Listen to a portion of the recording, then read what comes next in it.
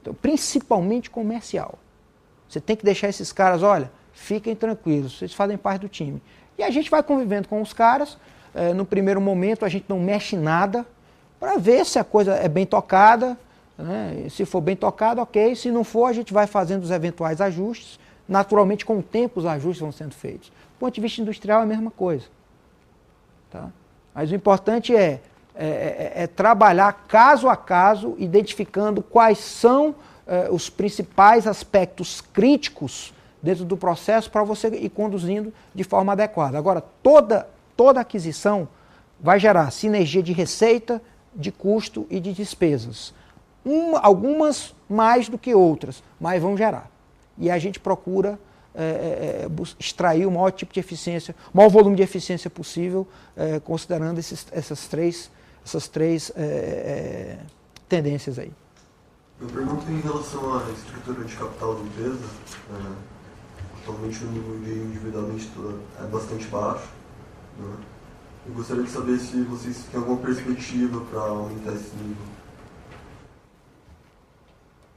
Eu acho que a nossa relação dívida líquida por EBITDA, ela vai funcionar ao longo dos anos, mais ou menos dessa forma aqui, ó.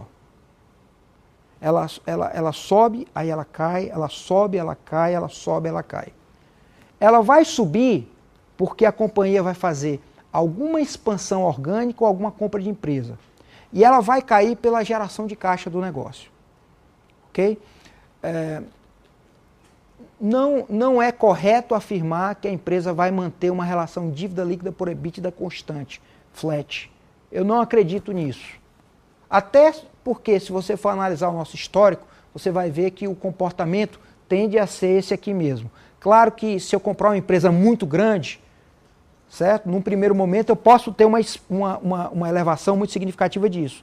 Mas com a geração de caixa consequente, isso tende a se reduzir e aí faço outra expansão, ok? Então, o ponto é, não há uma definição de parâmetro de dívida líquida por EBITDA, certo? Não há uma definição de parâmetro.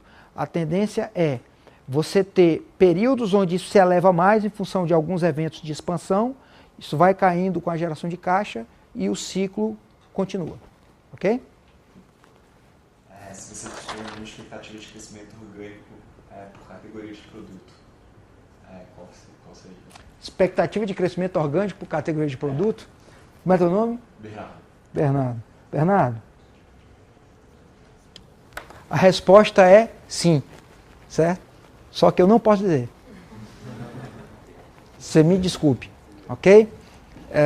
Nós temos um planejamento estratégico que enxerga até 2016. Eu tenho receita líquida, EBITDA, margens, por categoria, por segmento, só para lhe deixar com água na boca. Só que nós não podemos dizer esse número, por questões estratégicas, mas temos sim. Eu vi que ano passado a empresa utilizou 64,5% do trigo que produziu e importou o restante, principalmente da Argentina. Por que não utiliza a totalidade do que produz, tem essa estratégia de vender parte dela e importar o resto? Você falou em verticalização e que esse ano vocês conseguem atingir 100%, mas ano passado 80% da matéria-prima foi comprada. De todo o trigo que a gente compra e transforma em farinha, 50% eu uso, em média, para vender ao mercado como farinha industrial ou farinha doméstica. Os outros 50% eu uso como insumo para a produção de biscoitos e massas. Okay? Esses 50% que eu utilizo para fabricar biscoitos e massas representam hoje 72% da minha necessidade. Certo? Não representam 100%, por quê? Porque eu tenho a vitarela não tenho como entregar farinha para a vitarela. Eu vou explicar, por uma questão de não ter um moinho para atender, né? Não ter capacidade para atender a vitarela, e eu não tenho como atender a planta do Rio Grande do Sul, porque economicamente não é viável mandar farinha de lá para Bento Gonçalves, lá de Salvador para Bento Gonçalves, de Aratuba para Bento Gonçalves. Muito bem. Esses outros 50% que eu vendo como farinha industrial e doméstico, tá? Possibilitar uma empresa ter uma posição de mercado dentro do segmento de farinha que a gente não pode prescindir disso. Tá? Eu poderia usar uma parte dessa produção e atender a demanda de Vitarella e Pilar. Só que eu perderia uma posição de mercado de farinha que, para eu reconstruir depois, iria ser extremamente difícil. Então, qual é a lógica que a companhia utiliza? Preserve, continue expandindo aqui em farinha e eu vou aumentar minha produção interna para atender essas unidades que não estão sendo supridas. De que forma? Vou aumentar a verticalização via outro moinho em Pernambuco. Ok? Essa é a lógica. Nós não deixaremos de atuar no mercado de farinha. Volto a dizer. É um bom mercado, tem boa margem, e vocês podem checar essa margem, talvez analisando dados aí, busquem na internet informações sobre o Moinho Anaconda, que publica dados, o Grande Moinho Cearense, que publica dados. Vocês vão ver que a margem desses caras são ótimas margens. Tá? Então, eu não citei J. Macedo, porque J. Macedo tinha um acordo operacional com a Bunge que desvirtuava um pouco a questão da margem desse segmento farinha. Mas se vocês analisarem com calma outros moinhos que reportam informações, vocês verão que o business farinha é um business de boa margem, embora o preço médio por quilo não seja expressivo. Ok? Então nós entendemos que é importante continuar operando farinha, até porque a farinha funciona como um hedge, sabia disso? Imagina o que acontece com as nossas margens quando se eleva o preço de trigo.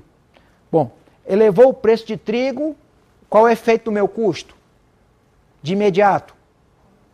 Zero. Porque eu estou comprado para X meses. Só vai afetar meu custo se eu comprar, certo, trigo a esse novo preço. Aí vai aumentar meu preço médio de aquisição, mas por enquanto o impacto é zero. Agora olha o que é que acontece com a farinha.